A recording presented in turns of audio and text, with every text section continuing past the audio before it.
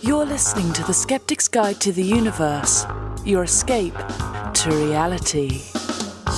Hello and welcome to the Skeptics Guide to the Universe.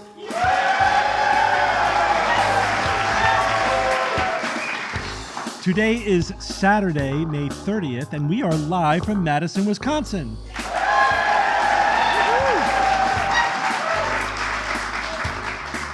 Joining me this week are Bob Novella. Hey, everybody.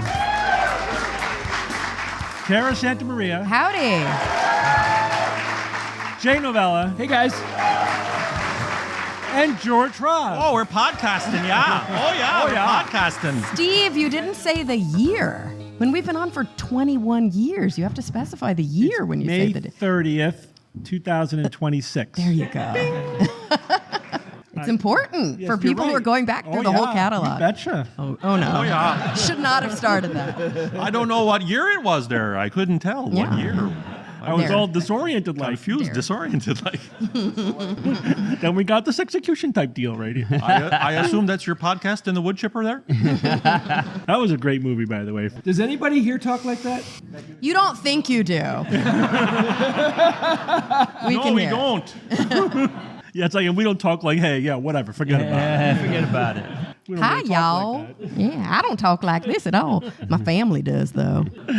Absolutely. And I can't hear it in my own family, which is interesting. Really? But they do anyway? All my friends, when they hear my parents talk, they're like, what? Do you revert? But I don't hear it. Wow. You just hear your parents. I just hear my parents. Cara, yeah. do you revert when you're around it? I've never spoken like that. Oh, wow. Not even as a child. But my sister has a pretty thick accent. Hot damn. Yeah. Dallas. A Dallas accent. Wow. I've been accused of having a Boston accent. Which makes no sense. Boss, no way. New York accent, Closer a to- Danbury accent, a Connecticut accent. What's a Danbury accent? A Danbury accent? Danbury. Danbury. Oh, okay. Our cousins have that. Yeah. Bad. Like they'll say the word Piat.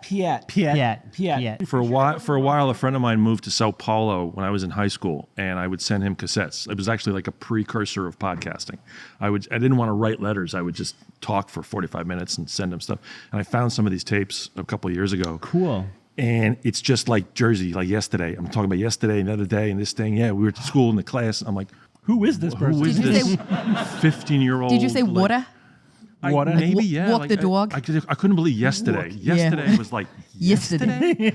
like, how backed up are you to have to say yesterday? Like, oh my God. My partner is a Michigander, and he says milk. Do you guys say milk For here? what? Milk? No, that's just a Michigan thing. Yeah, they say milk, like coffee with milk. I don't like that at all. I know. Yeah. Wow. There's one over there. I see you.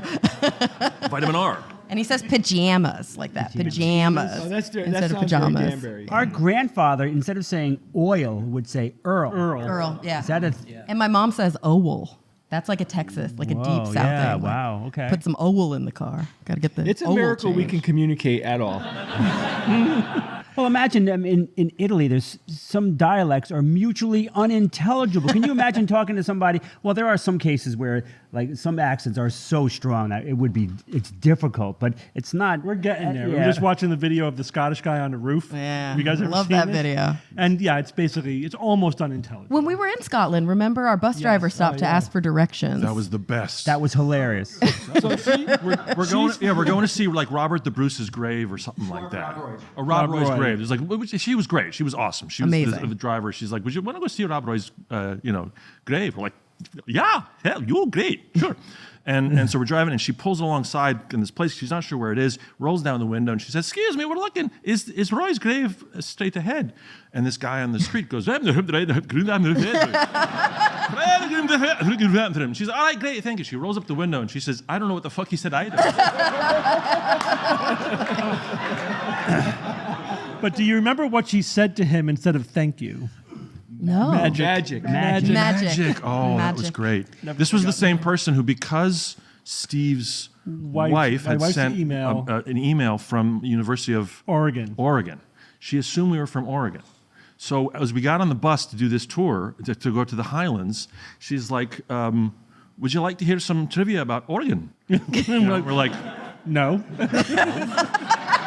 Yeah, we don't care about She had Oregon. researched like all this stuff about like Oregon facts, you know? So and we're like, yeah, sweet. we're from Connecticut and Pennsylvania. And she's like, oh, well, would you still like to hear some facts about Oregon? And we're like, sure. What I loved is she's like, all right, which loch do you want to Yes. go see, right? And we're like, whatever's closest. And she's like, thank God you didn't say bring me to the Loch Ness, the Loch Ness, with yeah. Loch Ness, because everybody wants to go there. Every tourist wants to go to Loch Ness. It's She far was like, away. It's a "Thank pain in the ass, goodness." and it's not even as good as the Loch that's right over there. We'll just drive there. Well, she said there's just as many monsters in Lake Loren as there is in Lake Ness. We're like, okay, you She were was great. getting the biggest tip we could possibly give you. She was great. Loch Lomond. Yeah, Loch Lomond, we went to yeah. Loch Lomond. And then she was We the sang the reason. song. She was the reason why some of us tried haggis. That's right. It was good. But it was tourist. We haggis. suspect it was tourist haggis. No. That was like proper haggis. Like we were, right. we were As in long as it's Glencoe. warm. As long as We it's were in a heated, you're tiny fine. little pub in Glencoe. Like that was just haggis. That was just pub haggis. Yeah, we were Haggis not is in a good. tourist area. We were way up in the Highlands when we had Yeah, we're in that. Glencoe. I mean, Well, it is everything I is. expected them to bring out a stomach with weird, nasty food in it, and none of that. None That's of just that how happened. they cook it. It's not how they serve it. Well, that's Sometimes. that's what I was hoping to see. Yeah. All right, have you I guys wasn't. seen the latest rocket launch from Blue Origin? Yes. About it. Is that supposed to happen? So Now, who feels bad that they feel kind of good about it? what the live audience is watching here, podcast audience, is the Blue Origin rocket blowing up dramatically on the launch pad. God. So this was a static test, meaning it wasn't supposed to take off. They were just firing the new engines to make sure that they worked. Guess what? Guess what? Yeah. Oh, so this didn't have the satellites on it. No, there was nothing on it. Okay. Just There were no Yeah, people just a- on it. There was no, there was, there were, Engine it was test. a static test of new engines. Just some kids at space camp. That's all. Steve, did they? Oh, I too don't- soon? I don't know much about Blue Origin. Like, Yeah. bottom line is, do they have like a lot of rockets lined up and like blowing it up and losing this one is not a big deal, or is that a big Well, deal? this is a test rocket anyway, right? I think it's always a big deal when a rocket blows up. yeah, it's never Yeah. a good thing. Yeah. Yeah. I mean, but SpaceX says, it's part of their, like, it's okay if it blows up because they have so much data from it. It's not like this rocket has to be the one we're going to use to go into space. It's more like we need test data. That's the most important thing. Did they right? get it? I assume they got the test data before. Maybe. Was this one of the dick rockets? Mm-hmm. It was, right? All the rockets look like dicks. The right? penis rocket? Yeah. Yeah. Yep. What do they call this? Explosive disassembly, or what's that term? An unscheduled rapid disassembly. Yeah. I bet you Bezos was not happy about that, though, right? They don't lose their clue. Yeah, because they fire anyone that goes, holy shit! Yeah. Oh, the humanity. Or maybe they put them next to the experimental rockets. How much money are we looking at when that thing blows up? What are we looking at? $50. Couple $100, yeah, I don't know. I mean, to Bezos, No, I'm saying in real money. Is it, Yeah, is but it that, tens like- of billions, hundreds of billions? Millions. Billions? I think it's not billions. tens millions? of millions, probably. Yeah, Tens of millions. I would think Yeah. Yeah. if that was the real deal, a full rocket, I think it's worth more than tens Yeah, of but it millions. wasn't. It was just a engine test. They probably did some damage to the launch pad, I would imagine. I'm seeing about 150 million to construct. And let's remember that Bezos has $292 billion. Yeah. So this is like, That's his milk money. No, no. I'm sorry, his milk money. Milk. Milk. Nice call back, George. You like that? Love it, baby. All right.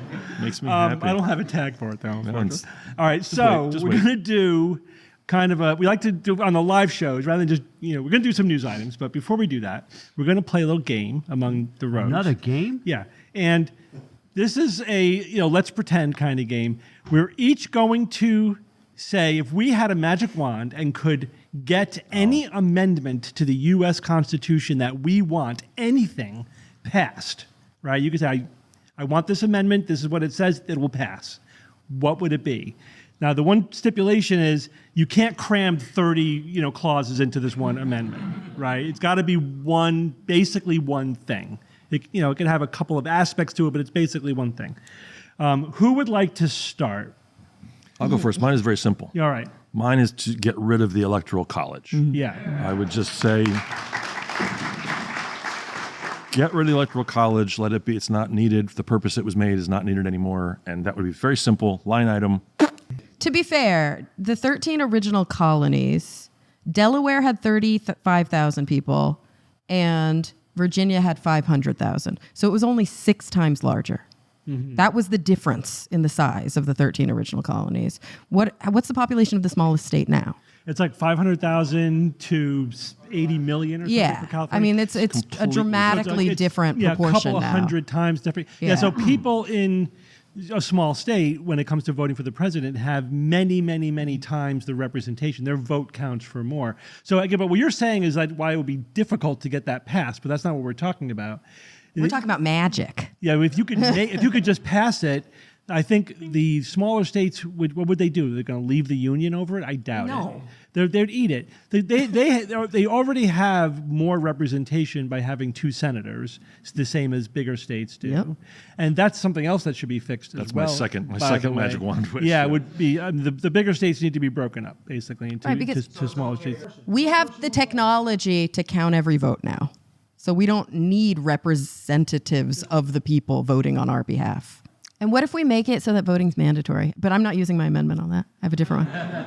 Yeah, I'm pro mandatory voting. Yeah, I don't like I wouldn't necessarily support a mandatory in a country that touts the idea of freedom being sort of its You're free to centralized vote thing. for nobody, but you have to submit a vote. Oh, you're free to vote for nobody. I mean, technologically, it should be a piece of cake Yeah, nowadays. you should be able to just log on. You should be able to have an app on your phone where you could literally just do it, or whatever version. Not to just limit it to people that have phones, because we don't want that either. But there should be a technological way to make all of that stuff so much simpler. But that's a separate issue to the Electoral College. So I don't like the fact that, like Connecticut, no one cares which way Connecticut votes ever. So I'm completely disenfranchised when it comes to nominating and electing presidents, right? So, but I think my vote should count as much as any other citizen of the United States, and that's the only way to make that happen is to get rid of the Electoral College, and it would force candidates to play to everybody because every vote counts. So I'm with George on that one. But Bob, do you have something? I mean, safeguarding democracy is like clearly we need this enshrined in something that. So what one thing would do that more? I mean, gerrymandering. Just totally get rid of that. That would be big. But then there's also other things like. Whoa, Steve said one. You got to pick. It's a Sophie's choice. I picked So it. you would ban partisan gerrymandering. Yeah. Yeah, that's a good one. That was mine. I mean, that's a no-brainer. I mean, everyone agrees it's bad. Everyone agrees that we shouldn't do it. And they say, but we have to do it because the other side's doing it. It's like, okay, so then we all have to give it up at the same time. Yeah. That's like the only way to go. You can't do it state by state. Even a lot of states that did ban it are like, well, we're going to temporarily unban it now because we basically have to. And it's hard to argue against that. So, and that would actually not require an amendment. You could do that with a vote. The Congress could pass that law tomorrow. So, But if you did make it an amendment, that would make it a lot harder to undo. Let's do that. That's what I'm talking. Yeah, Yeah. that's what I'm talking about. Let's do that. I got a good one. All right, go ahead, Jay. I think that there needs to be a Department of Oversight that's part of the judicial branch that cannot in any way, shape, or form be affected by the Congress or the presidency. The Oversight Committee would be extensive, and What would they do? They would have teeth. So they would run oversight on anything that needs it. Right? If a new department comes up, they can vote on it and say we want to apply our oversight to that as well. And how do they get into power? I was just thinking about What's that. the oversight on them? Is that That's what we do with the judiciary. Is that another But branch of government? I don't know if we need another branch of government because it fits nicely in the judicial branch, and I'll tell you why. Give me a sec. Let's talk about how it would come into being, but it has to have actual teeth. None of this, like, that's not the way we do it, and our government has no teeth at all. The fact that we're seeing zero justice being served to anybody that's doing all the crap that we're seeing now. There's literally no pathway to justice. So if the oversight had enough power and then they had a direct line into the judicial branch where they could then apply it. Okay, you have breached, the rules that we have for this thing right here. They determine the severity and then they pass it along to sentencing or whatever it would be. I don't know how that could work. Because whatever system you put in place can be abused. Of course it can. Yeah, so you're saying we're going to. That's why you have to have 3 co-equal branches of government with each having different ways of checks and balances on the others. You can't put one above all. Yeah, the there others. can be the ultimate checker is just going to be. Yeah. What if all the federal judges presided over it, and they were But able to vote? they're all appointed by presidents. Well, but it's and turtles all the way down. It's Exactly. always It is gonna turtles be all the that. way down. But you're right. but the point is, we lack. First of all, like our oversight, what little we had is gone, so it can't ever be gone. It can never be gotten rid of. We need permanent oversight that has to have the ability to Yeah, make but change. I think you have to drill down deeper, though. You just like creating this vague body Well, that's we're going on a to. podcast, and you just asked me the question. Okay. This is why I previewed with it last night, so you could think. I don't listen. All right. Postal voting in Australia went into effect in 1902. What? And compulsory voting was passed in 1924. They've had 100 years of postal compulsory voting in Australia. Both. Yeah, So, postal Steve, and compulsory. I agree with you. I know what you're saying, but I'm just saying that you have I to thought we say were moving on. Sorry. who is specifically, what specific problem are you going to be fixing? What would be the amendment actually say? I don't think you've got the idea. I can't remain well politically enough. neutral and answer that question. All right. I have one. All right. Let's go to Kara. I'm going to repeal the Second Amendment. Wait, nobody heard you. You got it. I don't want to get shot. You want to repeal the I'm going to repeal the Second Amendment. completely? Just completely repeal it. Yes. I think then we can work out what we want to happen in its place. It can be state by state, or we can put I just don't like this. It's in the Constitution, therefore we can't talk about it. If we got rid of it, would everything click down so the Third Amendment would become the Second Amendment, or would it? It would just be grayed out. Yeah. I can't keep them straight now. Like it would if be we- gray. You couldn't click it anymore. Yeah, You so just no, wouldn't It's like be able to- prohibition. Yeah. Basically, just you had It's prohibition. another And amendment. then another gets rid of It's just another amendment. This amendment no longer. This supersedes that other. No, what I mean is, it like, repeals. You would could we say- ever say No. like three wouldn't become two? And No. it would- No. Because we've done this. We've Okay. So, and I wouldn't just straight up ban guns. I think that we would have to have national conversations, state conversations. But we have models in other countries where like handguns, for example, aren't legal, or where certain police officers aren't armed, or where you only can have sporting licenses.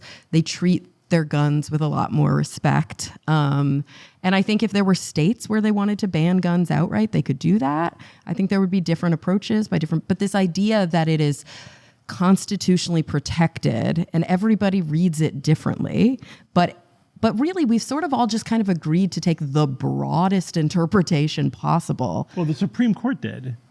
It's not. I don't think we collectively agreed to do that. That was a very specific Supreme Court ruling. Our case? Yeah, I think so. I think that's the one. So the question was, does the Second Amendment apply? How broadly does it apply? Because it kind of says, that It doesn't. It refers specifically to a militia. You could argue that this is saying, well-regulated militia being important to whatever the security. Being necessary to the security of a free state, the right of the people to keep and bear arms shall not be infringed. But that's the part I'm talking about. Shall not be infringed. It has been infringed multiple times. Yes. So we have seen different interpretations of this Yes, law. but you could have interpreted that as saying, when you're part of a militia, you have a right to own a weapon, as opposed to everyone. But the Supreme Court chose to decide that refers to The everyone. right of the people part was more. right- Yeah. When did they do that? It's an individual right to own a weapon, right? The Heller decision was Heller, yeah. 2008. What? Yeah.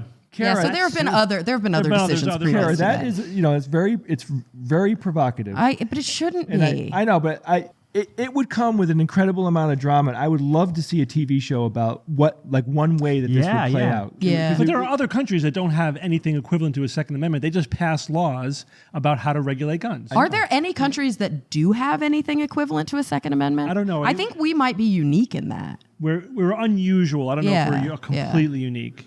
And then you might need like an oversight committee to. So you guys took mine. But I have a long list of ones that I would do. Of course you do. So I do believe that I think the most important amendments now would be to make democracy function better. I do think that banning partisan gerrymandering is absolutely number one on my list of that. Number one, interesting. Not a campaign finance reform. No, I think. Yeah. I mean, that's That's up there for me. Yeah. definitely something else. I would reform the House more thoroughly.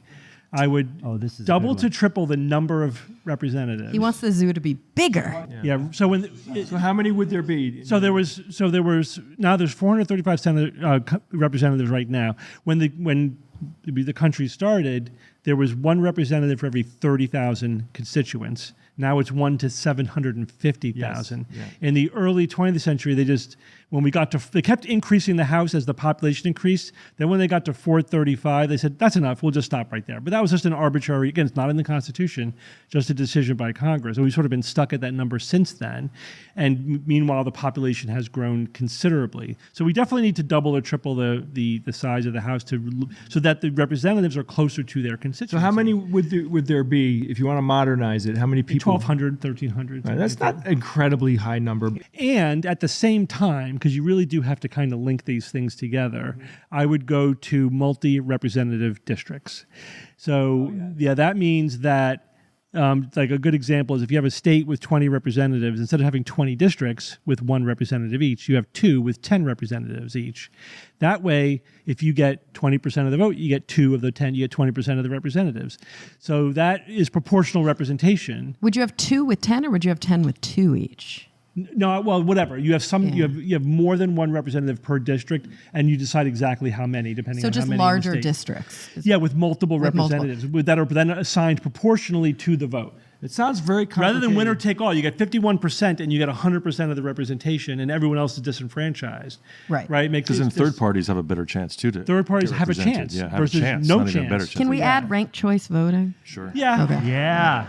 Yeah. I don't know if that would have that on my short list of constitutional amendments. but- Really? Oh, I think that would dramatically change things. Oh, I think I'm in favor I think of ranked choice voting. and campaign finance reform, but that's like a multi-headed dragon too. Yeah. There's a lot that goes into campaign finance. Yeah, but even with campaign finance reform, how are you going to, we'd need like this oversight thing to make sure that they're following it.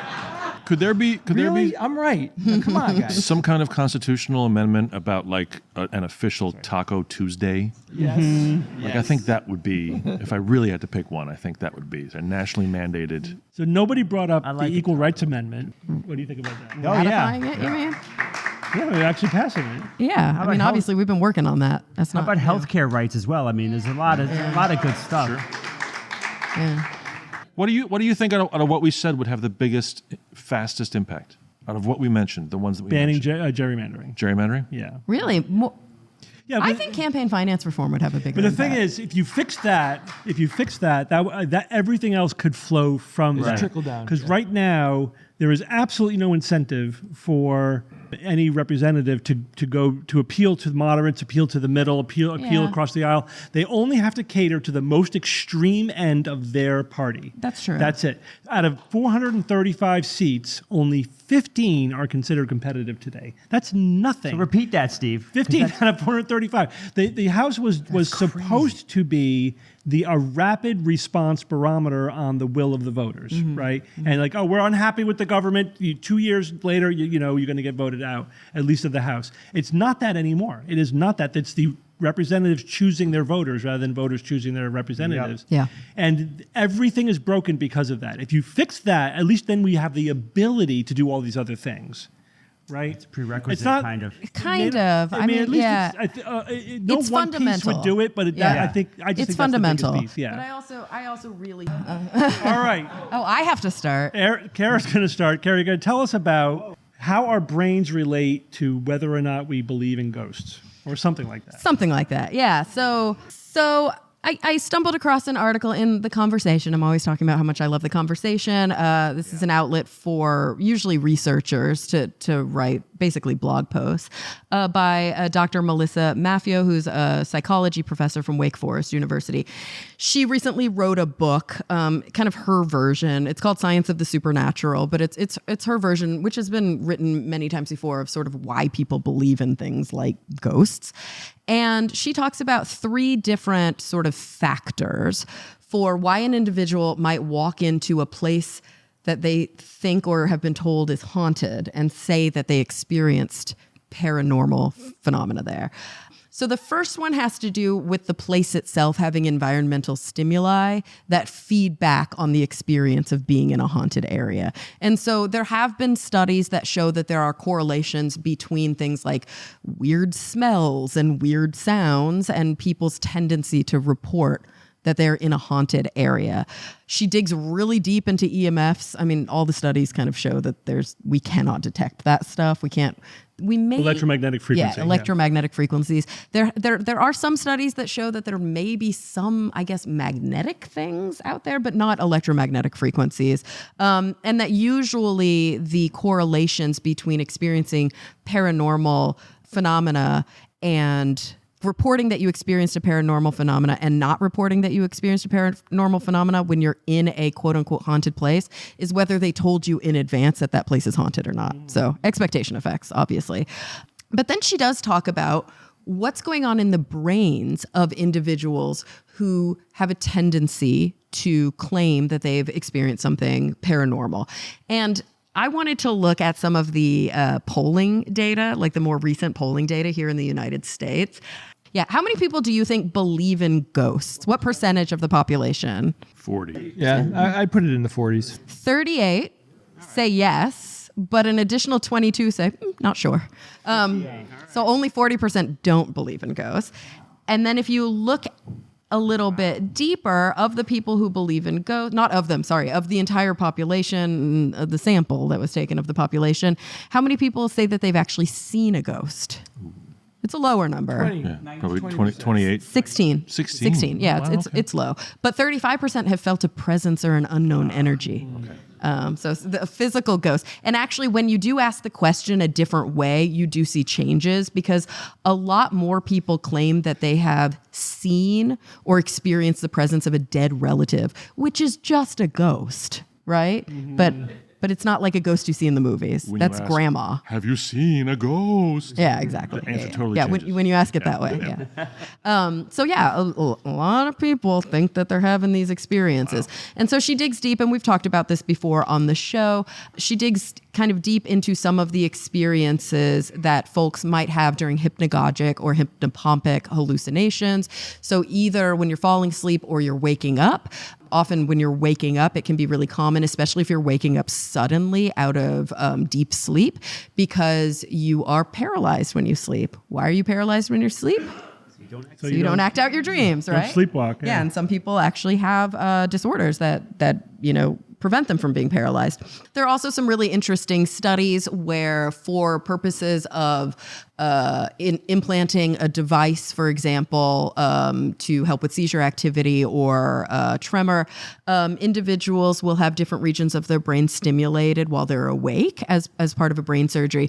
And there does seem to be an interesting region around the temporoparietal junction where different areas of stimulation may induce a feeling like you're not in your body or your body is somehow separate from you. And there are a lot of really interesting neurological disorders. Oliver Sacks has famously written about a lot of them. I think there was the guy with the cadaver leg. This might have been in The Man Who Mistook His Wife for a Hat. It might have been in An Anthropologist on Mars, where every night he would find himself on the ground. He was in a ward. And they would ask him why he fell out of bed. And he said, there's a dead leg in my bed. And he would throw it out. And that was really his own leg. Wait, he threw his own leg out of bed. Mm-hmm. And so he would fall with it. I mean, I guess if you're disembodied from your body, you're not going to resist that kind of feeling. Wait, I know, but physically, he grabs his leg. I know it's hard for us to understand because it's our leg. He ends up flinging his body out of bed. Yeah, but you've seen people who have paralysis who will move their legs in their wheelchair to do a transfer. It's similar, right? So if you fling your leg hard enough, your body's going to go with it. Oh, I thought all right, I'm thinking he's picking it up with his arms, but he's wagging his leg really hard. No, he's picking it up with his arms. I don't believe it. No, yeah, absolutely. But haven't you ever watched somebody do a wheelchair transfer? I have, but I mean, let's figure you're lying in bed. Jay, I've seen it. All right, Let me finish. It happens. George, Steve, you following me? I think we need some kind of oversight for dream state and Steve, throwing one's legs out. After the show, in the green room, demonstrate it for Jay. Jay, I please. will. 21 years of training to be a skeptic, and I can't be skeptical right now? I'm telling you, as a neurologist, we have to this is a trust thing experts that sometimes. happens. So, but the idea here is disembodiment, and disembodiment can be achieved through drug use. It can be achieved through just having neurodivergence. It can be, through seizure activity, through Transcranial magnetic stimulation. Oh, you can induce it Yeah, quickly. absolutely. That's very, very cool. Hypoxia. Yeah, so pharmacologically, anoxia, electromagnetically, you can induce it. But I always like to point out the cool thing is that everything you experience about your own existence is a construct in your brain, right? You don't feel like you own and control your right arm simply because you do. Your brain has to actively create that sensation that you own it, that you control it, that's a part of you, right? And that you occupy it. And that can break. And all those circuits can individually or collectively break. And really funky stuff happens when you do that. But what's interesting is that is a typical brain, right? But there are lots of people with atypical brains. Yeah. Yeah. And interestingly, we're seeing more and more, this is just an aside, but more and more research showing a connection between the regions in your brain where you have that sense of embodiment, this arm is my arm and it is part of my body, versus literal sense of self and identity. So, there's kind of all along the chain, it can be broken or it can get wiggly. And so we see a lot of examples in my line of work with people with like borderline personality disorder, for example, who have a sort of difficult to pin down sense of self. And so it does seem that there's some relation between just the idea that I am me and who I am is permanent versus this is my arm, this is my leg, and it's part of my physical body. Temporal lobe seizures, not surprising at all. This is pointing to the temporal lobe. One of the classic signs of a partial seizure in the temporal lobe is what we call depersonalization. You feel disconnected from yourself, or derealization, where you feel disconnected from reality. Wow. I've had patients describe it to me. It's like I'm looking through a big, deep fish tank, and reality is on the other side, right? Like they're literally separated from reality, or they're separated from themselves. So again, that tells you that's because the sensation that you are in reality and that you are yourself and distinct from reality, because you could break that down too. Yeah. Infants don't have that for a while, and then there are certain drugs like LSD that will break that down, where I feel one with the universe. Yeah, because the separation between where you end and the universe begins is part, again, in your brain, and then you can break that down as well. And boundary experiences, as we call them in existential theory, boundary experiences or even extreme trauma. So by the boundary experience, I mean something that kind of shunts you into thinking about your mortality a lot and takes you out of the everyday mode of being, can also induce that sense of depersonalization or derealization. So a lot of cancer patients that I work with will report feeling that way from time to time. And anxiety does it too. Yeah, and for in sure. fact, anxiety and temporal lobe seizures can look very much like each other. I've experienced both of those. Yeah, by the way. yeah. And it's Yeah. really, it's existentially terrifying. Yeah. And so You can something get used work to it through. though. You can talk yourself into. You can For sure. You can talk yourself into it and out of it. Well, I mean, you can deal with it if you have it. If you have tools. If you have tools, yeah. You just And sing, "This arm is my arm." Well, a grounding leg is my exercise, leg. not in the pseudoscientific way, but in the psychological way. A grounding exercise does that. Like if you've ever done a 3-2-1 or 5-4-3-2-1 grounding exercise, name 3 things you can see, feel 2 things that you can feel and describe them out loud, and then 1 thing you can hear. It like brings you back into the present moment, and it helps you. It can bring be you in back. touch. Well, of course. Yeah. It doesn't work for everyone in all cases. Yeah, but there are a lot of different approaches to that. So, and then finally she talks about, so the first thing that we talked about was the environment itself and the expectation effects and all of the experiences you're having in the environment. The second thing is what's going on in your brain. And then the third thing that she talks about are personality traits. And Steve, you mentioned that there used to be kind of a term for like a believing personality. There still is, but the guy who was really the champion of it, Barry Beyerstein, died.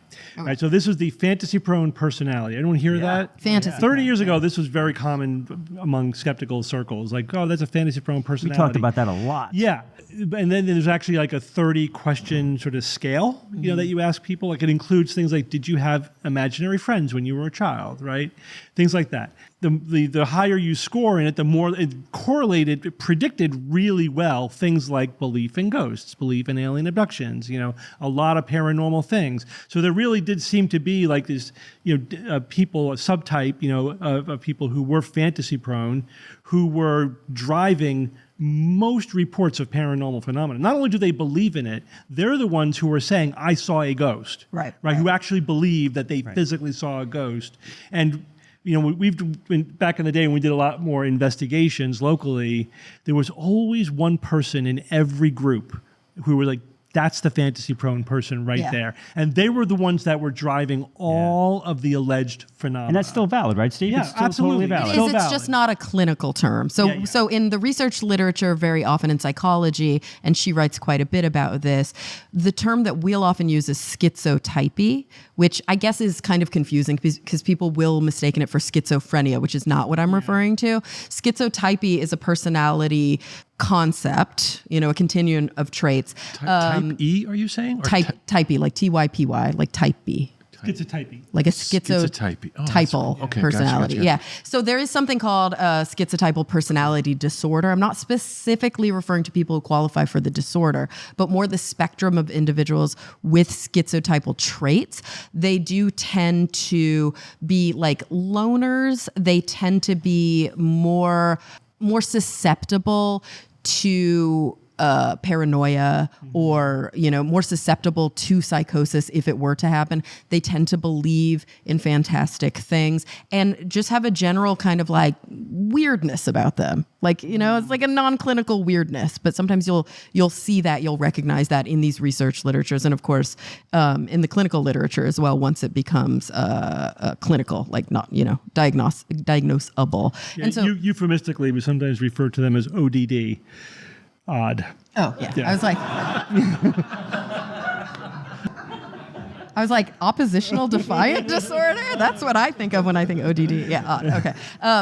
And so she basically talks about how very often these three traits will form the trifecta. And when you have the trifecta, that's when you may hear about people describing paranormal events. I guess she went about it saying, why is it that I don't believe in ghosts? And so she kind of closes her article, which I think is a lovely little quote, where she says, I've never noticed EMF. I've never experienced sleep paralysis. I'm pretty sure I don't have personality traits like schizotypy. I don't believe in the paranormal. I don't think I'll ever see a ghost. Yeah. Yeah, probably not. Yeah. I don't think I'll ever see a ghost either. And there's so many overlapping traits, like reality testing versus, the sense of identity versus your how you process your sensory information. All these things are happening at the same time. Your tendency to believe in conspiracy theories, your paranoia, all these different things. But you get enough of them, critical mass of these things, and you're like, you're the conspiracy theorist who believes every weird, wacky thing. I also feel like there's one layer that she sort of left out. I mean, granted, she might have talked about it in her book, but not in the short article, which is culture-bound beliefs as well, right? Because if you come from a culture... They usually don't count.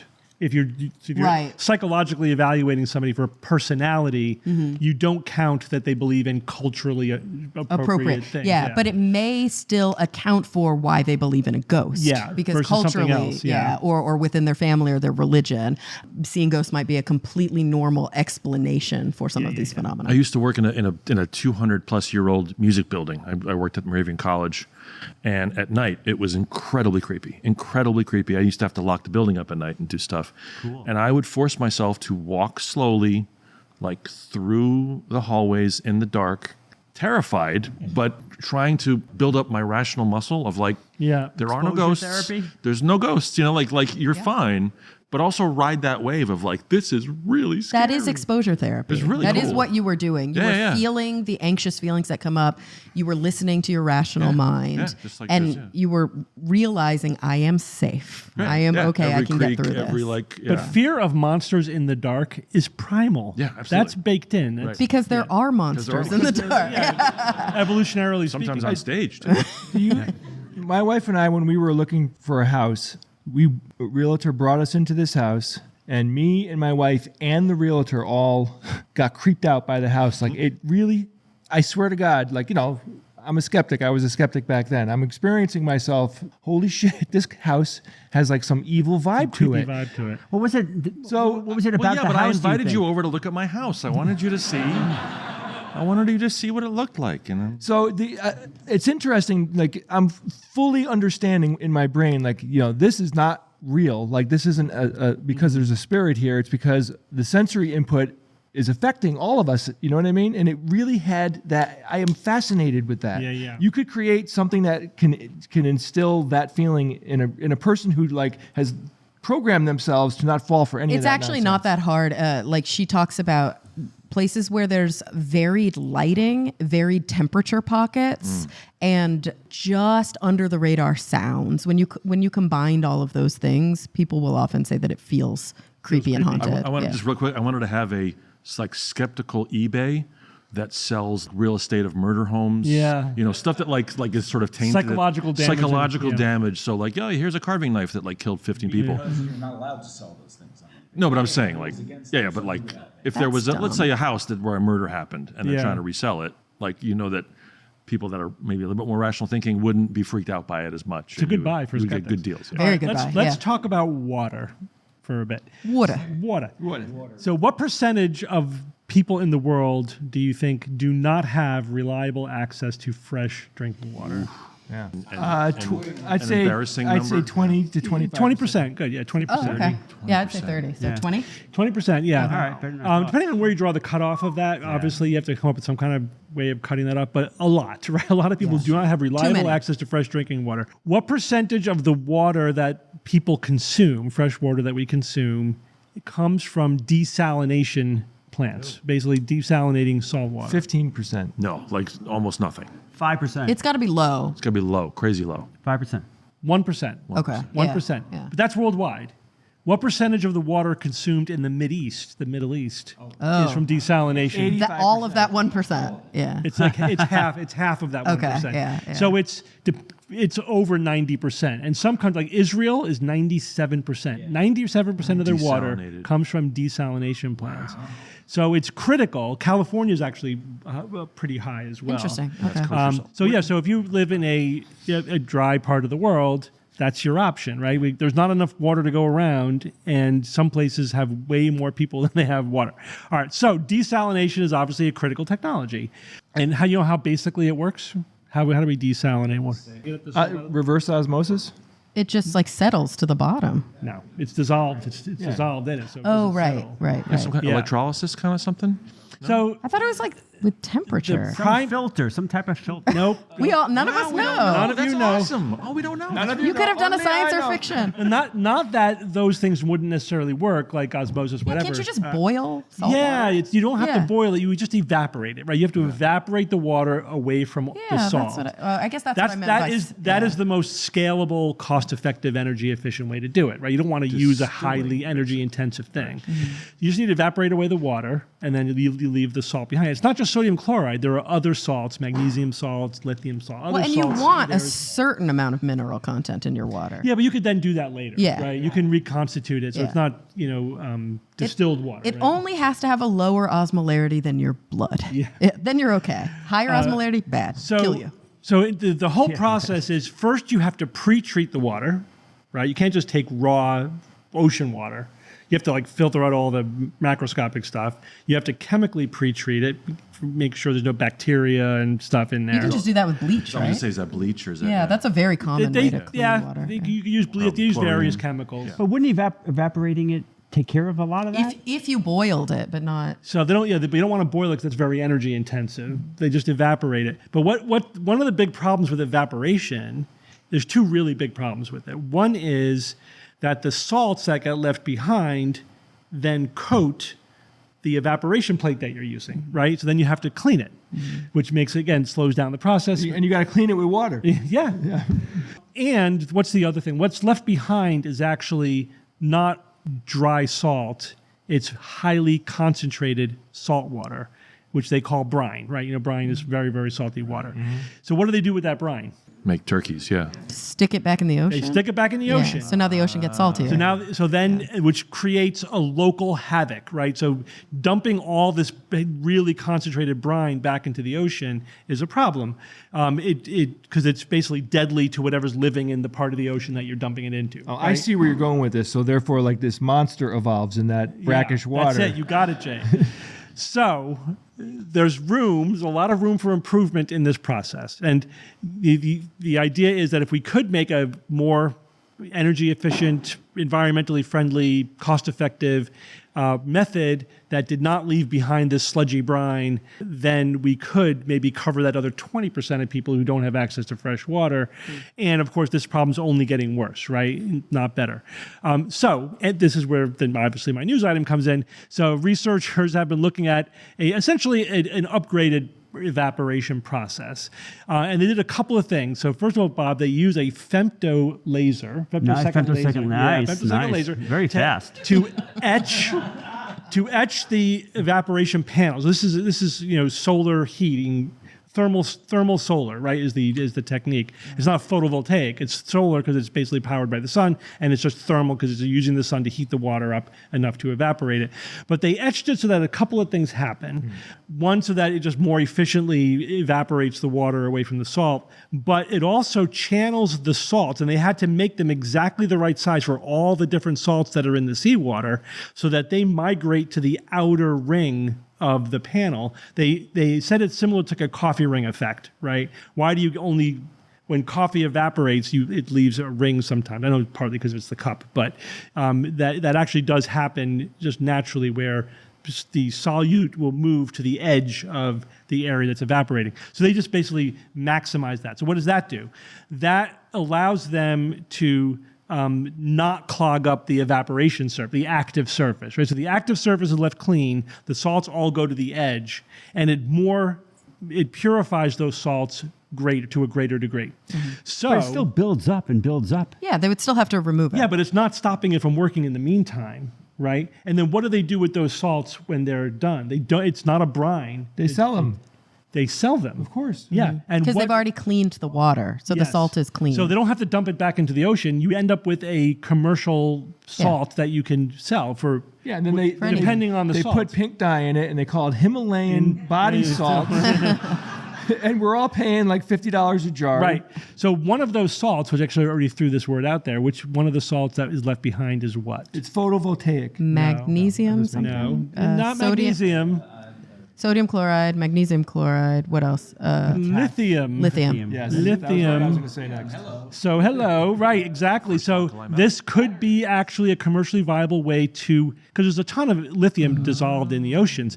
I read a calculation. So at current use of lithium, at our current annual use of lithium, there's enough lithium dissolved in the world's oceans to power our need for lithium for roughly 1 million years, right?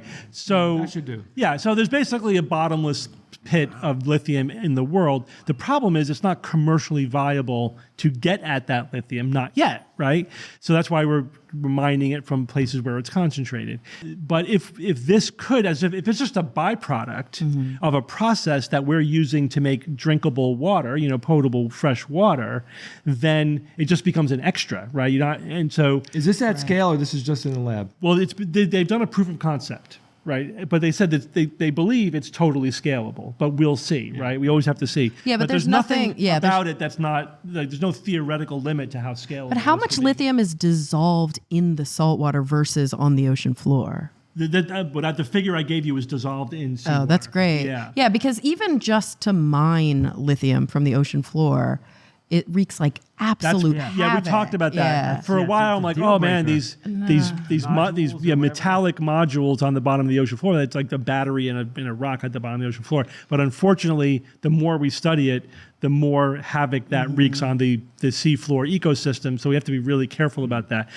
And again, drawing a lot of water out of the ocean and putting it through this process is not environmentally neutral either, but it's a lot better than all other alternatives. And also, if people are already doing already this, doing how it. can we make it more efficient? It's reducing the damage. Yeah, but the idea is that we would also scale it up because we do have this deficit of fresh water that we have to make up. So again, is this going to turn into the thing that's going to solve these problems? Who knows? But it's a very compelling proof of concept, and it solves multiple problems at Yeah. the same time, which really sounds great. It solves the It's a win-win-win. brine problem, the inefficiency of clogging up the evaporator problem, Poisoning problem. and you get the lithium and other salts out of it as a bonus. Who's developing this? It was a lab. It was a lab. Okay, Yeah, yeah. so it's not like some government, like the Mideastern government. No. No, but they may be funding that lab. Okay. Yeah, maybe. Yeah. But at this point, it's a proof of concept in the lab. concept, Yeah. gotcha. So but we need a company to say, hey, we'll buy that, or whatever, or them to form a company, which happens sometimes, and then you get backers, you get venture capital,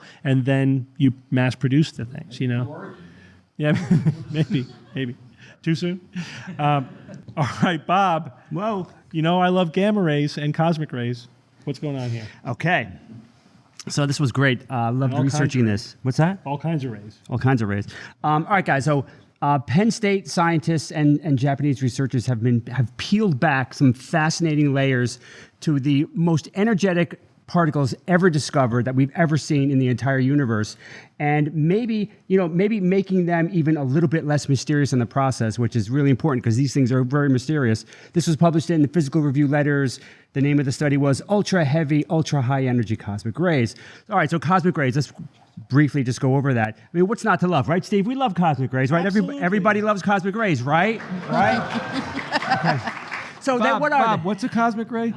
Okay, they're atom fragments that have been accelerated by fiendishly powerful processes in the universe, flung out as radiation, and they're made mostly of protons. It's usually just a proton, but it's also other bigger atomic nuclei can make them up. Electrons could be these cosmic rays. Even a tiny, tiny fraction of cosmic rays can be antimatter. How cool is that? Wait, Bob, is all radiation that comes from out there not cosmic rays? How, Right, like what gamma makes something? rays, gamma radiation. Yeah, like pure all pure electromagnetic radiation that comes to us on Earth from Right. the cosmos. Right. No. It's not. That's not the terminology. So that's what I'm wondering. How do you differentiate? What makes a cosmic ray a cosmic ray? As Bob was saying, it's a proton or other atom fragment accelerated to relativistic speeds, as opposed to electromagnetic radiation, like gamma rays, which is just part of the EM spectrum, right? Right. Like X-rays, gamma That's rays. basically it. These are So it atom always has to be nucleons.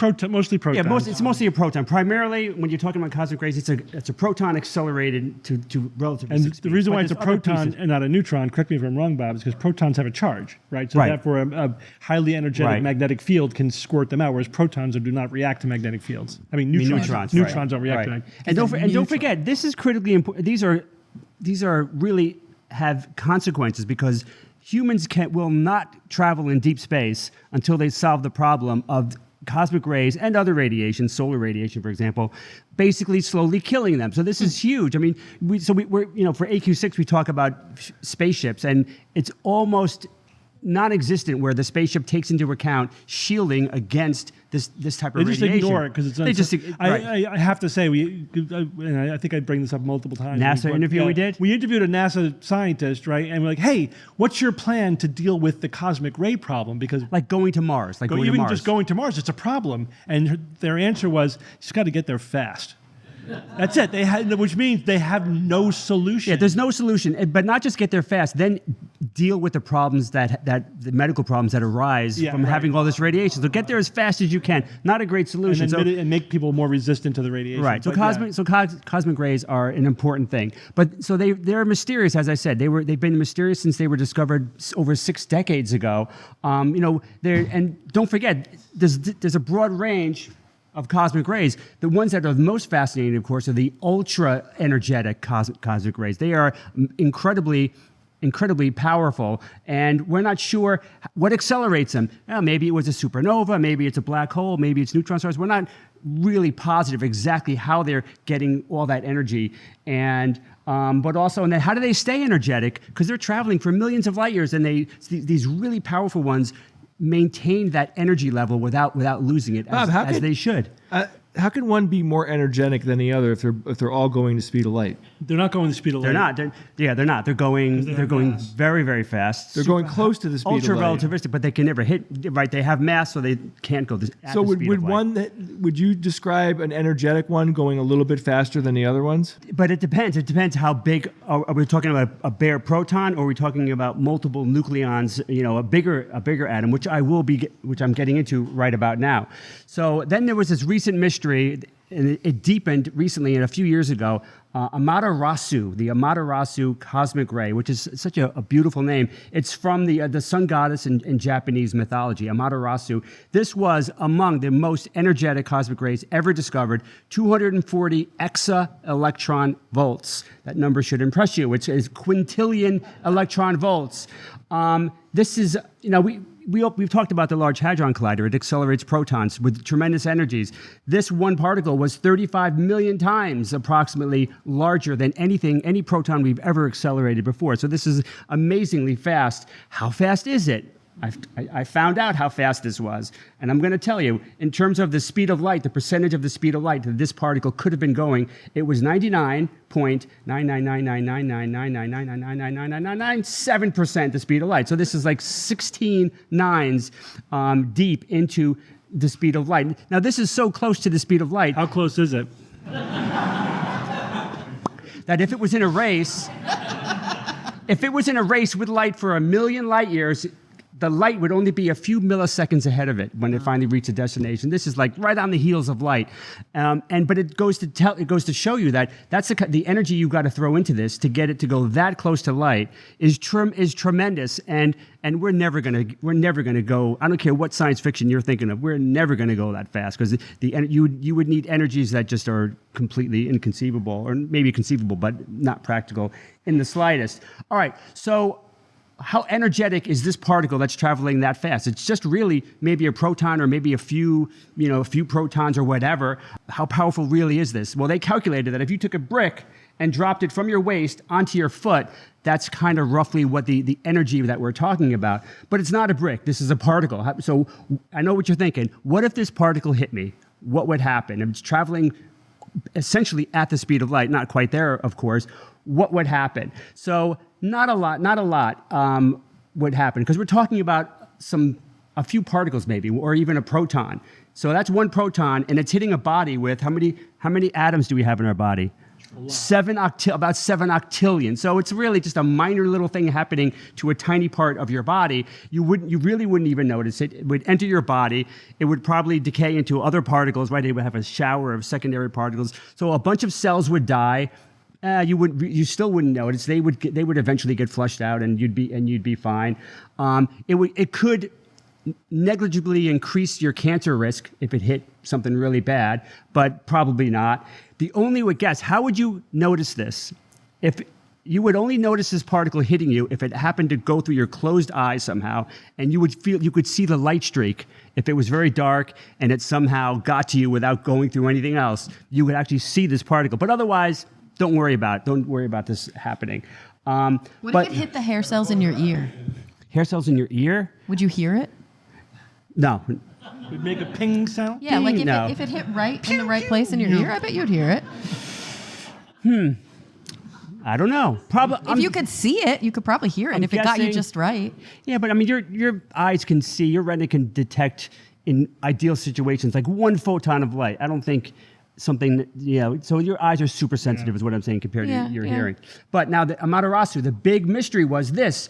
You can detect a cosmic ray. It hits the atmosphere. It creates a shower of secondary particles that propagate down through the atmosphere. And if we detect those secondary particles, we could say, it looks like a cosmic ray hit the atmosphere here. We can kind of see it came from this direction. It had this energy, and you kind of can backtrack it. And you've got to consider, though, it's not a straight line like a photon. That's not not hitting any gravitational fields, but it's not a straight line. It's pinballing throughout the universe because of magnetic fields. It's charged, so it's going through magnetic fields. So you can't just say it hit coming this direction, so it came from there. No, you've got to calculate what all the magnetic fields, but you can get, it's very difficult, but you can get an estimate of approximately where it came from to see what kind of process created this amazingly powerful cosmic ray. When they looked back at Amaterasu, they're like, it's going to a void in space. There's nothing there. How come? What's going on that we can't even remotely figure out where this thing came from? What's different about this particle? So they did a study. They used computational simulations and models, and they essentially took all the different types of particles that a cosmic ray could be, and in the simulation, put them traveling millions of light years in space and to see what would happen. What's physics and astrophysics saying about what would happen to these particles?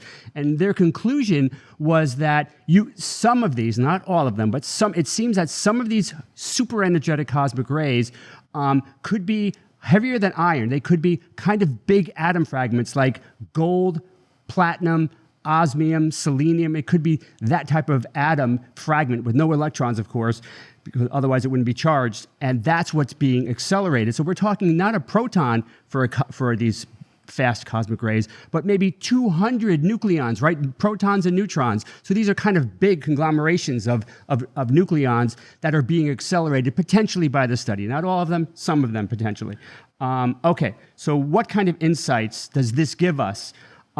So why is it so energetic? Why is this thing so energetic? It turns out that it's so energetic because it's not just a bare proton with a charge of 1. It's a whole bunch. It's like 78 protons with a charge of 78. So a particle with 78 charged protons can be grabbed by the forces, electric forces, and flung out with a lot more energy because it has such a huge charge. That charge is what allows these forces to grab it and just fling it out at such amazing velocities because it feels 78 times the electric force. So that's one of the reasons why it can get so much energy pumped into it. So why do they stay so energetic? Even by the time they get to the Earth, why do they maintain that energy? Because that's a bit of a mystery. Well, why, if they don't interact with anything, why would they do interact? They do interact, though, Jay. The reason why it could last a long time through a lot of light years is that each nucleon has just a tiny piece of the energy, right? If you've got one proton, it's got all the energy. So the one particle has, like I said, all that energy. But if you've got 78 of these particles, each one has a tiny piece of that energy. And that's kind of armor. It kind of protects the particle so that it could last a lot longer than these bare protons. So that's why it could last so long. So what does that mean, though? Does that mean that individual particles are like breaking off and taking, like, you know what I mean? Rather than if it's a bare proton, it's interacting with other light and losing energy that is ejected as like pions from it. So it's getting less and less energy. So it's losing energy. Whereas the big particles I'm talking about, they're more immune to that. They'll last longer before that happens. But they're not immune. They're not immune to being torn apart a little bit as they go through space at such incredible velocities. It's called the process is fascinating. It's called photodisintegration. So as this particle is traveling through space at like just under the speed of light, it's interacting with the cosmic microwave radiation because from its point of view, that's some nasty light because they're going so fast that from its perspective, it interacts with the cosmic microwave background, and sometimes it'll lose a nucleon, it'll eject another nucleon. So that's what I was saying. It's getting as it's traveling, it's getting like sandblasted in space by these cosmic microwave photons. And then another mystery that this study potentially solves is why did Amaterasu point to a void? Can you guess why it seemed to be going to a void? Based on what I've said, probably not. So I'll tell you. Whatever process accelerated that also cleared out the space around it. No, it's the charge. Because you've got a greater charge, you're more impacted by magnetic fields. So as a regular particle is going through, it's deflected by magnetic fields, but these bigger particles with a bigger charge are really pinballing all over the place. So when you see it coming this way, it could have come from over there originally, but it's because it's been all over the place, as you can see by these moving lines that they have over there. So that's another insight. So another potential thing that this solved, another mystery of cosmic rays. So I'll end with this. Who has gold or platinum on them? Gold or platinum? Somebody's got gold. Okay. So the gold atoms that are in your ring, they kind of represent a fork in the cosmic road. Those atoms were probably created by colliding neutron stars and exploding supernova, and it forges the heavier elements, right? And it's not just supernovas that create the heaviest elements, gold, platinum, and all that stuff. It's also colliding neutron stars is also a big contributor.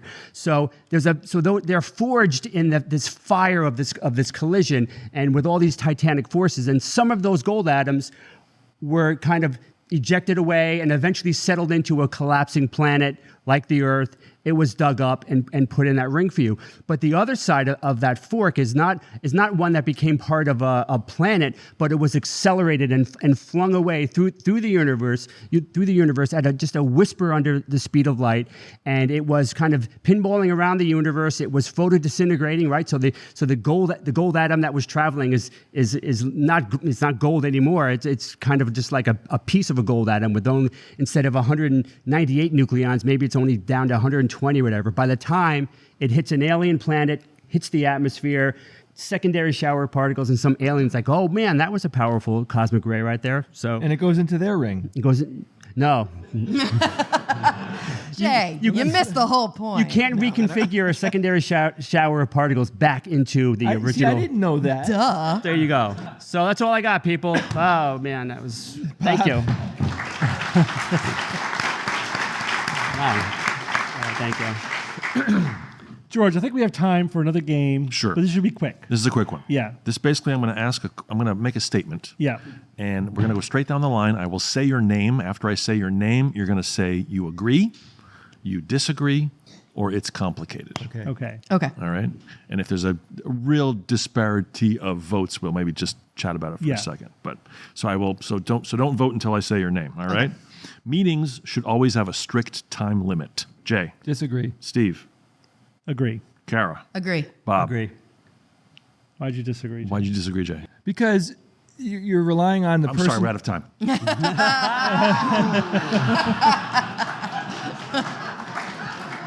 Saw that. That was a good one. Good one, George. That was good. So, George Because was praying somebody disagreed with that one. you know, this is very circumstantial because like people have other work that they have to do, whatever. But if just a pure like, hey, we need time. I'm calling time. I think we can cover this in an hour, right? And you get people together and they get together and they're talking. How is the person calling the meeting supposed to legitimately predict how long it's going to take to get to whatever finishing point that person had in mind? Okay. That's how That's jobs work. That's a fair point, but my experience, you know, if you give people an hour, the they'll time. use the hour. They will fill the time. And if you have an open-ended, we've been in these meetings, Jay, where there's somebody running the meeting is like, God damn, this whole thing could have been 20 minutes, and it's a 2-hour meeting. But if we said it's a hard out at 1 hour, it would have been an hour. But there's always exceptions. But I think like, the 95%er is as a good default, meetings should be time limited. Yeah, and everybody has shit to do. Yeah. So you need more time, you call another meeting. I'm not, you know, it makes a lot of sense because everyone's got, you know, like you said, like you can't give someone an open ended. We have to talk about this for, I don't know, it could be 1 hour, could be 3 hours. I agree, but it is more of a maybe then. You know, So you're maybe giving it it's complicated. it's complicated. Okay. Friends should have veto power over who you date. Jay, Agree. Steve, Disagree. Kara, It's complicated. Bob. Disagree. All right. Mixture. I'm agreeing. I said agree because I'm just using my life as like Right. the litmus test. That's the thing. I think if you've experienced it, you'd be like, why didn't you say anything? Yes, I've had relationships where I'm like, why didn't you tell me that? You know, like you need your friends and family to Totally. keep it real. That's different though than veto power. yeah, I know, but he's in general. He's just saying. The key word though is should. They should. That's what made me say the negative. If you said they can, then I might agree with that. But should is like, no, there's no should there. Okay. I think it's complicated depending on the person's level of insight. I think there are people in this that's world true, who yeah. require a lot more feedback Yeah. than other people who have, But if it's- little insight. But if it's a friend of yours, No, I'm saying the person themselves who are dating the other person might require their friends to be like, remember when you have a tendency to. Because they don't have a lot of personal Right. insight. Definitely. But when we have done that, it has had zero effect. I know. Right. Zero effect. in the moment, it's very hard. But at least- Of Retroactively, course. it can be like, oh God, yeah, of course. That's why it's complicated. that's why it's But plus, you can tell that you can give them advice. Like, remember back then, you can give advice, but you can't say you need to break up with them now. But you can. But you can in situations where it is dangerous to stay with the person, and so Well, I do that's think. that's a different level. But that's why it's complicated. Yeah. But you're giving them information that they could use in the future when the romance comes down to more reality. Then you've expressed these things. This is wicked complicated This is- because you would get pissed off at anyone that's like, I don't like Betty. This You're like, is- what do you mean you don't like Betty? Then you're pissed off at your friend. This is why It's my not good. entire profession is hard. As we always say, I wish I could just give people insight, Yeah. but I have to help them get there on their own. Well, that's the magic. Which takes a lot longer. Yeah, that's the hard part. Okay. A compliment from a stranger is more meaningful than a compliment from someone you know.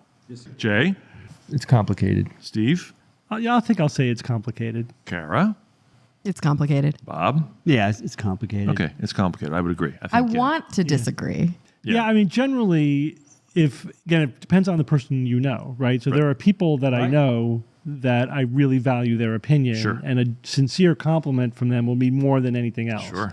There are people that I know I don't frankly care what they think about me. So Or sometimes they feel obliged, Or it's more about them. obliged, or it's about them, or like, oh, I should say something nice because you look great, or whatever, or that was funny. and then with the stranger, it's like so I think the thing you could say, like if it's a spontaneous out of nowhere compliment from a stranger, it's probably sincere. Yeah. Unless they turn around and say, now buy my product or whatever. Right. But That happened to me in Italy. The guy comes to me, he's like, I like your shoes. And I felt so good about that because I like my shoes too. And then he starts trying to sell me some shit. I'm like, damn it, that means nothing now. so if you're convinced it's sincere, but they don't really know you, and their compliment could be based on a totally superficial observation. Well, it more likely is. I think in practice, we should work on finding gratitude in the compliments we get from our friends more, because I think we tend to take those things for granted. Sure, Right. sure.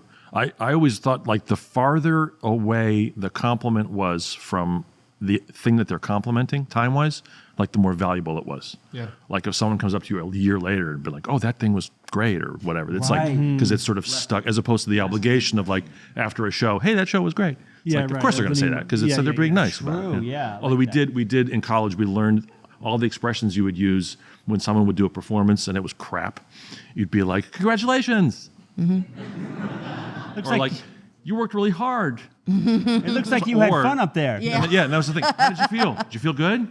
Yeah, it was always that key. Yeah. the kiss of death. Wait, George, you say that to me all the time. After, Next one is next question. Yes. Buying cheap things twice is smarter than buying an expensive thing once. Jay, Disagree. Steve, It's complicated. Kara, Disagree. Bob. Complicated. Yeah, I think it depends. Nobody agrees with it. No, yeah, nobody agrees with it. I agree with it sometimes. I think it depends on the I financial situation. specifically do that sometimes. Like, Give it for instance. I'll give you a for instance. This cost $2. my prescription reading glasses. Yeah. Because I have a ton of them. I can keep them everywhere. too. I lose them. They break. They scratch. Because they're whatever. cheap.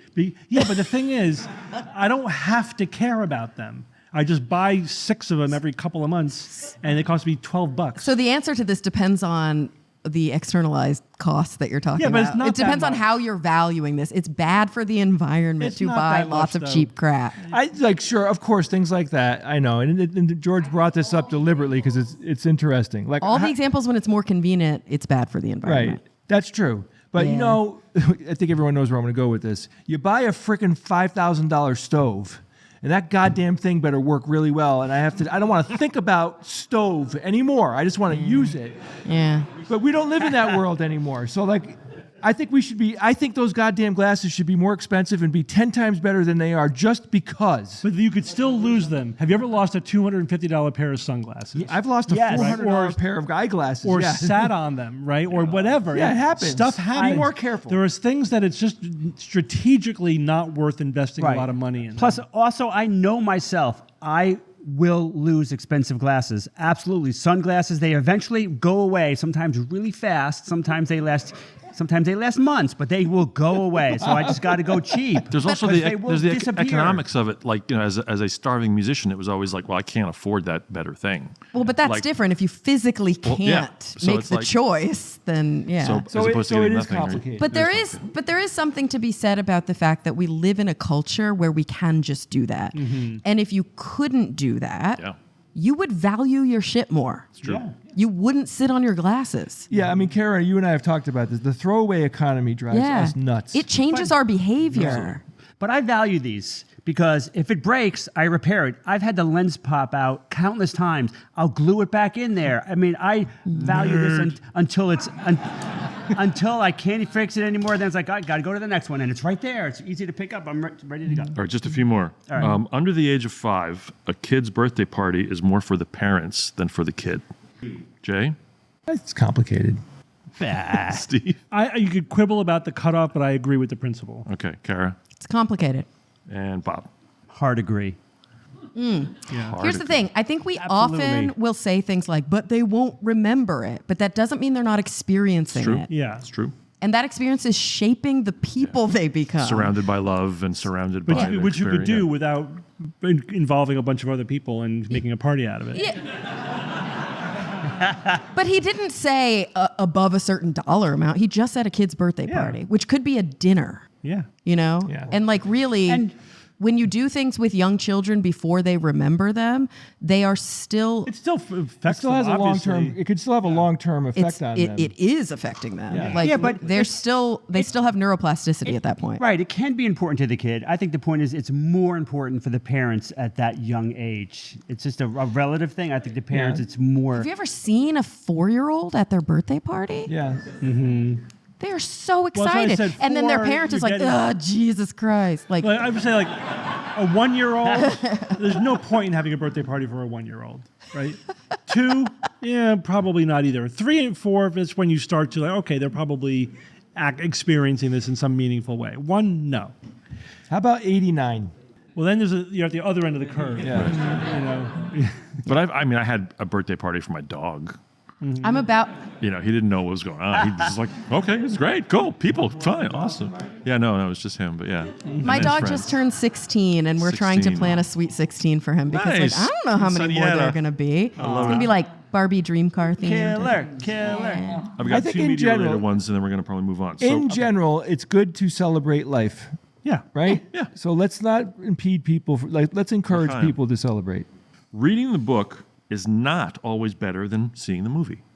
Jay? Agree. Steve? Agree. Kara? Agree. Bob? Agree. Yeah. Because you stated it as an always, Right. you know. But so it's. I would say, in my experience, I usually like the book better than the movie. Yeah, but there are examples. But there's a few movies where they took a book and they made it better as a movie. Like Yep. it was a better movie than it was a book. There's there also are- the time economy of it. Yeah, there are lots of people who just aren't good readers. Yeah, so the movie's going to be better for them.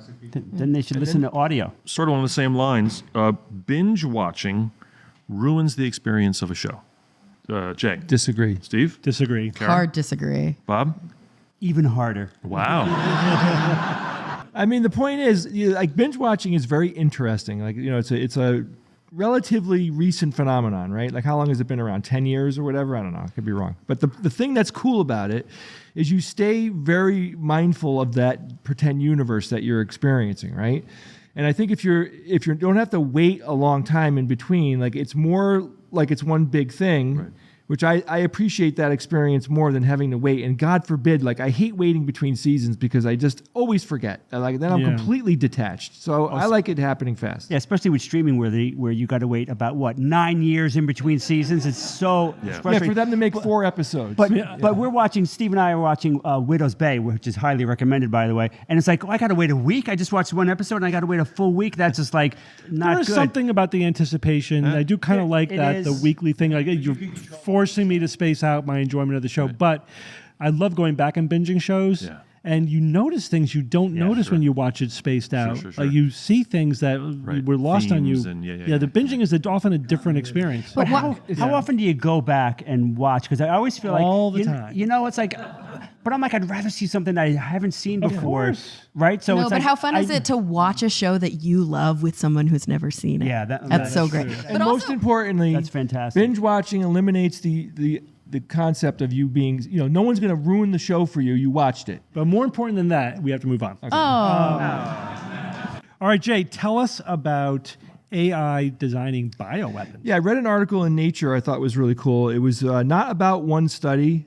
It was about several studies, and they just pitch a question like, with the progress in AI today, scientists are using AI to help them develop new biological molecules, obviously, right? These are like, drugs and things like that for varied medical applications, and there's a lot of good uses. So I'll give you a quick idea. Like I said, drug discovery, protein engineering, vaccine design, which we all, saw the benefit of that, antibiotic and antimicrobial discovery. You know, I keep reading articles where they found yet again another new antibiotic, which we need. The world needs a lot. What's amazing with that is that you can explore the possible space of potential antibiotics, like millions, billions of whatever possibilities in a weekend, you know, with AI doing that. And so it just, you know, gives us the ability to do literally years of research in hours. Cancer research, gene therapy, enzyme design, environmental cleanup, agriculture. It's, you know, it spills out into a lot of different areas here. Very, very useful, and it's going to just get better and better as they progress. But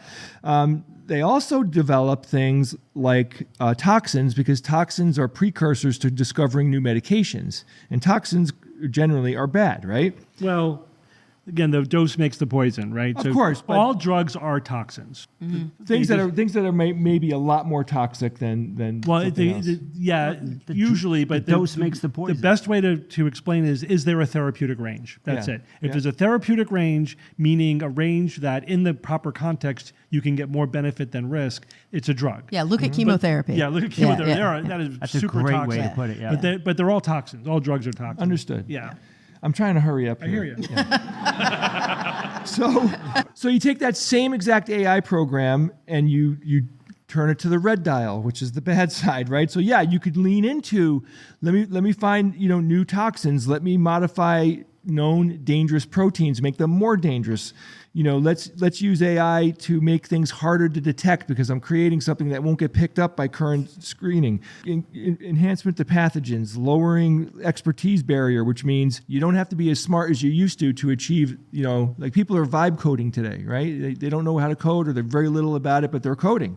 So what do we do about this? The question here is, is it even plausible to limit people's use of AI to do these types of things? I think the answer to that is no, because there are people, you know, you can get, you know, an entire LLM on a thumb drive that you could develop on your own, right? Which means, you know, we're not going to be able to keep that genie in the bottle. It's out. So we can't limit that. And the other side of the coin is, well, what can we limit? How can we make it more difficult for bad actors to produce bad things? I read an article recently where they were asking an ethical question. Like, so I'm a mandated reporter. And if somebody says to me, I am going to kill so-and-so, I have a duty to warn. Mm-hmm. I have to not only tell the police, but I also have to tell the person that they're at risk. An AI chatbot doesn't have that same duty right now, but should they? Well, right? Like if an AI chatbot hears from somebody, I'm going to commit violence, should they be required then to report that to the authorities? Of course. Absolutely. But the problem is, Kara, like I just said, though, you know, like ChatGPT should have it on rails, and there should be some type of thing that helps people in the big picture when it's spying on us by, you know, listening to us on our conversations, which, you know, these things are happening. It has the capability to say, so-and-so is researching how to make a bioweapon. I agree. But you can develop your own LLM. You can get an LLM. You know, in North Korea, you know, if they want to do bad things, for example, right, they want to do any biological warfare or whatever, they could use an LLM that isn't on any rails, because they could just design one that isn't on rails. So you're saying the government can take it off rails? Well, but the threshold's getting lower and lower and lower. That's the point. Let me put it to you this way: government, then a corporation, then a small corporation, then a private person. You know, could today's version of ChatGPT, which is it's really getting powerful. You'll probably be able to have that functioning on your personal electronic device in 5 years or 10 years. Today's version is going to be like nothing. But isn't it going to break if it can't constantly update? And if it can constantly update, can it then report? You're being too optimistic. There are going to be people who are going to have LLMs that are off the grid, that aren't being monitored, that there's no guide rails. They're doing it because they want to do bad things. And if you're designing proteins, you don't need the latest update from the internet, right? It has that ability. Mm-hmm. So we can't limit people from doing negative things with AI, like biological research. But there are levers that we can pull, and I think this is an interesting idea to put into your head, that, you know, the governments around the world, institutions, organizations, they all need to now like develop the ways that we're going to be able to mitigate some of these bad uses. And again, it's not just, you know, medical uses. Like, so what we need to do is we could start at like the companies that make these proteins or whatever. You can say, here's a protein, you know, here's the design of a protein I want you to make. And the company can produce it and give it to whoever wants to buy it from them. So if these companies can be like a stopgap where they can say, okay, just like YouTube, when you upload something, it's like, are you playing music that somebody else's own? Are you doing this or that? They can do that as well. And they can say, wait, this molecule that they want us to make is way too similar to these 3 molecules that are dangerous. And a red flag should go up. So I'm sitting there as I'm researching this and I'm going, okay, yeah, that would work. That actually could be a very powerful way to slow it down or stop a lot of these bad actors. Why is that any different than what I said, though? A bad actor is just going to push past that. Right, that's what I'm saying. Okay. So here's the push past is that it's no longer as expensive to buy the reagents and to put the lab together and do all that work to actually be able to manufacture your own molecules. And that Are we at like the meth lab level at this point where like we could be. Yeah, if the LLM can give you a step-by-step recipe and then they can say these are all of the different places where you can buy this on the black market. You could have a meth lab. But you could buy the people that sell these items or the reagents and all the things that they need to be able to make these things, those companies could also get on board and go, hey, we're not going to sell our stuff unless we really know who they are and if they're a trustworthy organization. The problem is you can make really bad stuff out of a bunch of not bad stuff. That's exactly correct. Yeah. And there's a lot of crossover here with the idea of cybersecurity, right? Modern cybersecurity does pattern recognition, or it's programmed to find a specific whatever specific bug or something that somebody has created. But they're not good on the fly of just like, okay, here's you have all these files on your computer and there's a really bad one on there, but it hasn't seen it before. It doesn't have the codex behind it to let it identify it. That's a big problem. So now we're going to have to use AI to counteract AI. Of course, we're going to have to do that. But in general, to summarize, I'm going to cut to the chase here. The problem is governments are not taking any of this seriously. The money's not being put into it. We are about to get ourselves in a situation where it might be too hard to catch up if we really don't lean into this now. And we're going to be in an arms race with the bad guys who don't have to follow rules. And as everyone in here knows, when we watch this happening in real time right now in our lives, you get to a point where you can't fix all the problems and you can't catch up. So the message here is, we have to vote for people who care about these things. As much as AI can be a big pain in the ass, or most people ignore it or whatever, there are real world consequences to these technologies. Yeah, it's a very powerful tool. It lowers the bar for doing good things and bad things, and we have to make sure that bad actors don't do the bad things. All right, it's time for science or fiction. It's time for science or fiction.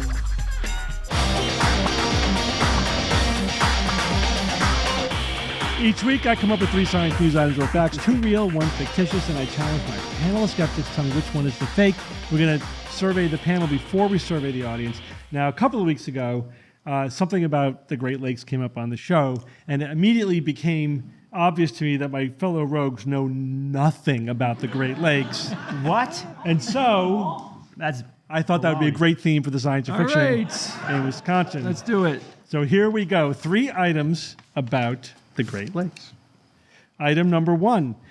Archaeologists have discovered what they are calling America's Stonehenge under the waters of Lake Michigan, a mile-long line of granite stones ending in 2 concentric circles and featuring a relief of a mastodon. Item number 2, there are over 6,000 documented shipwrecks in the Great Lakes, with estimates of the true total number of wrecks ranging from roughly 10,000 to 25,000. And item number 3, about 20% of the water currently in the Great Lakes is glacial melt from the end of the last glacial period. All right. George, I'm going to start with you. Okay. Oh my goodness. Under the waters of Lake Michigan. A mile long line of granite stone under Lake Michigan. That to me feels like the fiction, because I know there's a ton of shipwrecks. Maybe he's overestimated the number of shipwrecks and he's trying to fool us. And I could see the water being 20% of the glacial period. So, although, I'm doing exactly the thing you talked about yesterday about how just talking myself out of probably the correct answer. But I'm going to go with 1 that the America's Stonehenge is the fiction. Okay, Jay. I think 20% is way too low. I think that most of that water came from glacial water. Okay, Kara. What else would the water be? Rain water? Yeah, this one's tough. So I think the shipwreck one I like the most. Watch that be the fiction. This America's Stonehenge one could be that it's under a different, like it could be under Superior, and it could be that there are granite stones, but there's no mastodon relief. Like he could have changed a few things in that. I have a feeling there is America's Stonehenge under a Great Lake, but are those the details? I'm not sure. And then about 20% of the water currently in all the Great Lakes is glacial melt. It's probably silly to go out on my own, but all of you went with the Great? No, George did the Stonehenge. Oh no, George is wrong a lot though. He is. I'm sorry. His recent record is actually not bad. Oh, is your recent record better, George? Oh yeah, he's doing very well recently. I don't mean in life. I mean in science or fiction. Just in science or fiction. You know what, George? I'm gonna go with my gut. I'm gonna stick with George and say that the America's Stonehenge is probably a different lake. Maybe there's no mastodon relief. All right, and Bob. All right, I'm going to start from 3. 20% of the water in the Great Lakes are glacial melt. At first, I was like, I don't know about that, because the water flows from Great Lake to Great Lake, so there is turnover. But I think these lakes, especially Lake Superior, is so deep that there could be a reservoir of water that just has not left for that long, potentially. That kind of makes sense in my head. The shipwrecks, I've read that there are massive shipwrecks, lots of shipwrecks, especially Lake Superior, because it's just so chaotic and dangerous, like an inland ocean it's been described as. Those numbers could be inflated by a lot. I mean, I don't know how many shipwrecks there are, but I know there are. But one is really rubbing me the wrong way here. It's a mile long under Lake Michigan. I mean, how shallow is that? I mean, it would have to be relatively shallow. They've been filled for quite some time, haven't they? I mean, did they get really low and high? I don't know how much the levels fluctuate. But what really got me is not a painting of a mastodon, a relief. Somebody sculpted a relief. I've never even heard of an ancient relief of anything. Maybe I'm wrong, but that just was like kind of the icing on the cake. So fiction for mastodon. Okay, George, you want to poll the audience, do the thing? Yeah. So if you think you're going to follow George's hand, you're going to do the one clap, right? Remember you practiced earlier. If you think that the America's Stonehenge is the fiction, clap. If you think that the shipwrecks are the fiction, clap. And if you think that the 20% of the water being glacial melt is a fiction, clap. All right. All right, so the audience is with the majority of the rogues. The first one's fiction, but yeah, most I'm not of feeling the good about people this. I know. The smug is coming out already. You can see it. Yeah. You see It's just like oozing You out. can't read my poker face, smug alert. George. All right, so most of the people in the room think that the 6,000 shipwrecks is science. They think that there are over 6,000 documented shipwrecks in the Great Lakes, with estimates of the true total number of wrecks ranging from roughly 10,000 to 25,000. And that one is science. Yes. So yeah, that's a lot of Yes. shipwrecks. It's over the last 300 years. Yeah. But Yeah. 6,000 ships. Which lake? Was it mostly Lake Superior? Well, everything's mostly Lake Superior. So So the answer is yes. Lake Superior has more water in it than all the other lakes combined. It's really a beast. And then and plus add 2 more Lake Eries or something like that. Yeah. Yeah. And it's deep. It's deep. It's deep. It's huge. So, and the water's very dangerous. So these are 6,000 ships where they can say, yes, that ship sank at that time, right? Like, no, the ship sank. But they know they didn't capturing every ship that's ever sunk. So the reason why the 10 to 25,000 is such a broad range is like, well, how small a ship do you count, and how much inference do you count? And the 25 is definitely a maximum estimate, and that is it's also inferring, like, calculating like the traffic and how many ships are lost on average, and estimating this is probably how many were lost over that time. But even the 10,000 figure, which is at the low end of the estimate of the true number of ships, is massive. Yeah. And of course, divers in the lakes are finding them all the time. It just keeps going up. And yes, of course. But because of the conditions in the lakes, freshwater, cold, they're really well preserved. Much better than ocean shipwrecks. Nice, yeah, so there's a lot of them there. All right. I guess we can go back to number 1. Oh, what does that mean? Nothing. It means nothing. Archaeologists have discovered what they are calling America's Stonehenge under the waters of Lake Michigan, a mile-long line of granite stones ending in 2 concentric circles and featuring a relief of a mastodon. So Kara, George, and Bob think Correct. this one is the fiction. The vast majority of the audience thinks this one is the fiction. And this one is Say it. science. Wait. This is science. It's only in 40 meter deep water, so pretty shallow as the lakes go.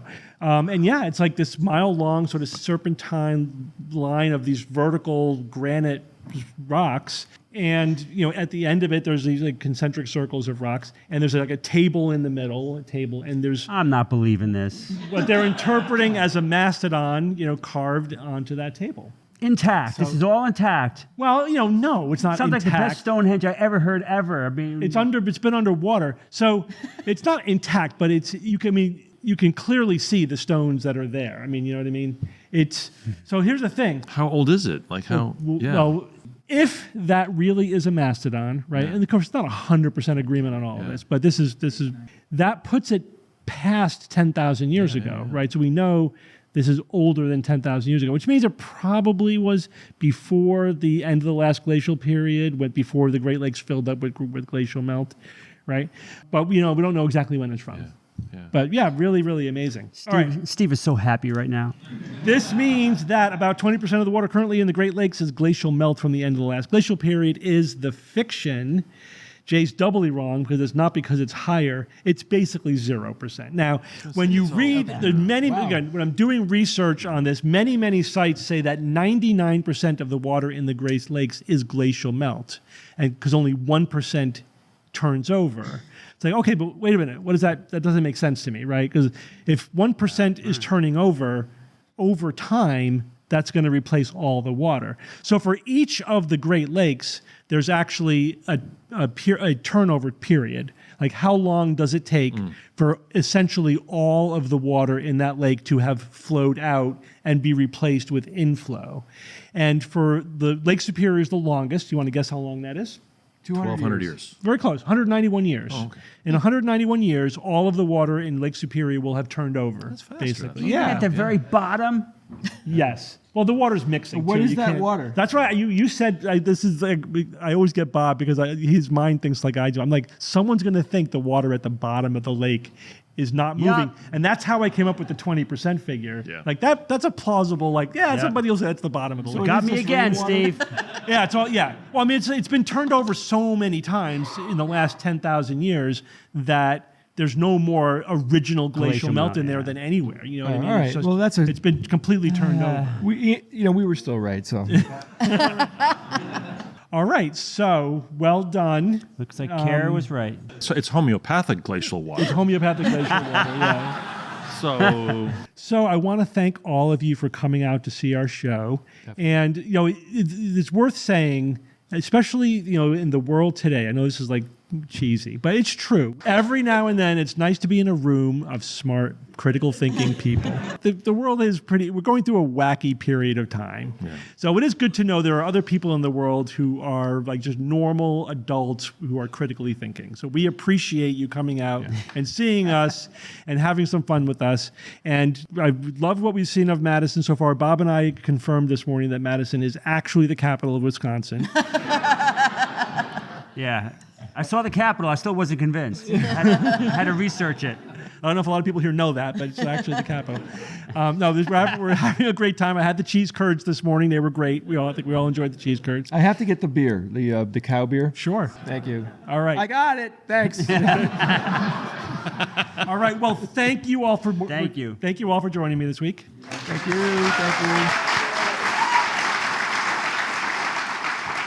And until next week, this is your Skeptic's Guide to the Universe.